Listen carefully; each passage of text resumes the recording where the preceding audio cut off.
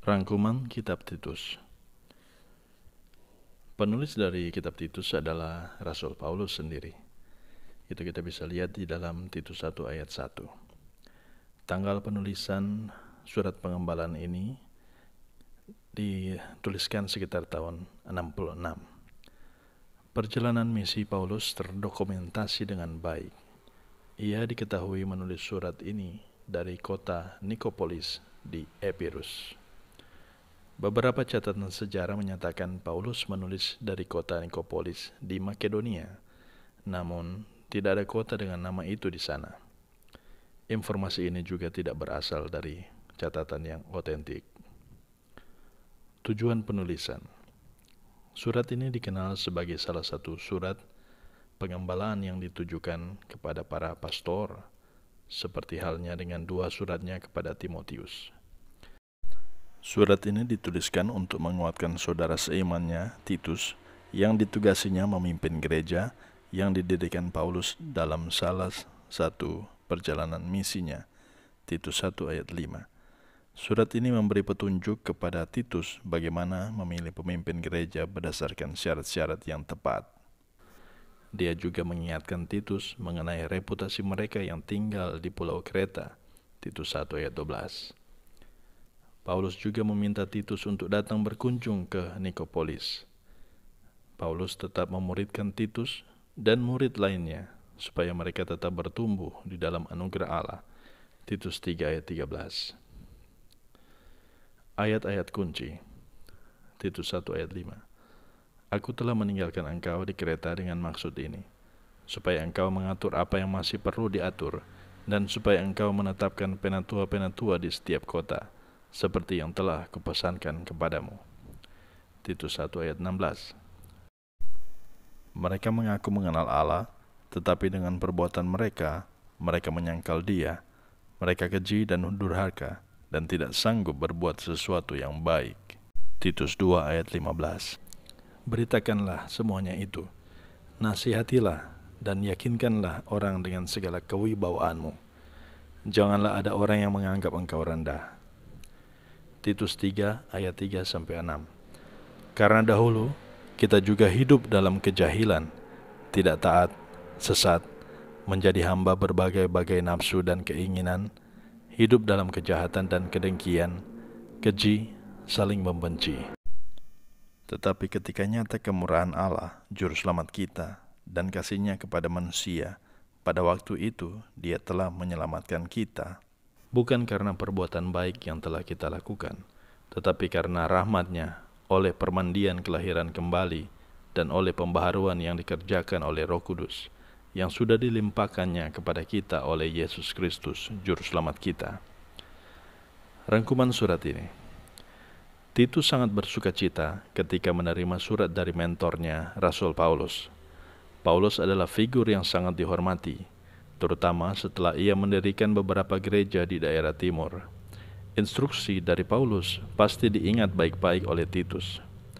Kepada Titus, anakku yang sah menurut iman kita bersama, kasih karunia dan damai sejahtera dari Allah Bapa dan Kristus Yesus, Juru Selamat kita, menyertai engkau. Titus 1 ayat 4. Pulau Kreta di mana Titus tinggal karena ditugasi Paulus untuk memimpin gereja, didiami oleh orang-orang pribumi dan Yahudi yang belum mengenal Yesus Kristus. Titus 1 ayat 12-14. Paulus merasa bertanggung jawab membimbing Titus dengan menginstruksikan dan menguatkannya dalam usaha melahirkan pemimpin-pemimpin di gereja Kreta, sambil mengajarinya bagaimana menemukan pemimpin yang baik.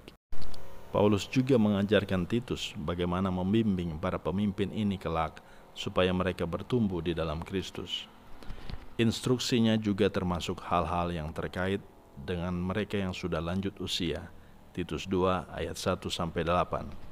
Untuk membantu Titus bertumbuh dalam Kristus, Paulus menyarankan Titus untuk datang ke Nikopolis dan membawa dua anggota jemaatnya.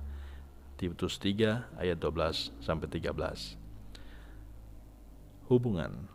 Sekali lagi, Paulus merasa penting untuk menginstruksikan para pemimpin gereja supaya waspada terhadap orang-orang yang berusaha menyesatkan jemaat mula-mula, terutama terkait pengajaran yang menyatakan perlunya kepatuhan terhadap hukum Taurat supaya seseorang bisa dianugerahi keselamatan. Dia memperingatkan dengan keras kepada mereka yang berusaha menyesatkan, terutama kepada mereka yang berusaha mengajarkan kalau penyunatan dan pelaksanaan hukum upacara dan ritual lainnya di Taurat sebagai hal yang mutlak diperlukan. Titus 1 ayat 10-11. Ini adalah pesan yang diulang-ulang dalam surat-surat pengembalaan Paulus, termasuk di surat Titus ini, bahwa mulut mereka yang menyesatkan orang-orang ini perlu dibungkam. Praktek. Rasul Paulus pantas mendapatkan perhatian kita ketika kita berniat menemukan perintah-perintah di Alkitab yang terkait dengan usaha supaya bisa hidup berkenan di hadapan Allah. Kita bisa belajar tentang hal-hal yang seharusnya kita hindari dan hal-hal yang seharusnya kita lakukan. Paulus mengajarkan kita untuk mencari kemurnian dan menghindari hal-hal yang merusak pikiran dan kesadaran kita. Paulus membuat pernyataan yang tidak pernah diboleh kita lupakan. Mereka mengaku mengenal Allah, tetapi dengan perbuatan mereka menyangkal Dia. Mereka keji dan durhaka dan tidak sanggup berbuat sesuatu yang baik. Titus 1 ayat 16. Karena itu, sebagai orang Kristen, kita harus disiplin dalam memeriksa kehidupan rohani kita, apakah masih di dalam Kristus. 2 Korintus 13 ayat 5. Bersamaan dengan instruksi ini, Paulus juga mengajarkan supaya kita jangan sampai menolak Allah. Pada waktu itu, Dia telah menyelamatkan kita, bukan karena perbuatan baik yang telah kita lakukan, tetapi karena rahmat-Nya oleh permandian kelahiran kembali dan oleh pembaharuan yang dikerjakan oleh Roh Kudus, yang sudah dilimpahkannya kepada kita oleh Yesus Kristus, Juru Selamat kita. Titus 3 ayat 5b-6. Dengan memperbaharui pikiran kita setiap hari melalui karya Roh Kudus, barulah kita bisa menjadi orang Kristen yang memuliakan Allah melalui kehidupan kita. Demikianlah rangkuman surat Paulus kepada Titus. Tuhan Yesus memberkati. Shalom.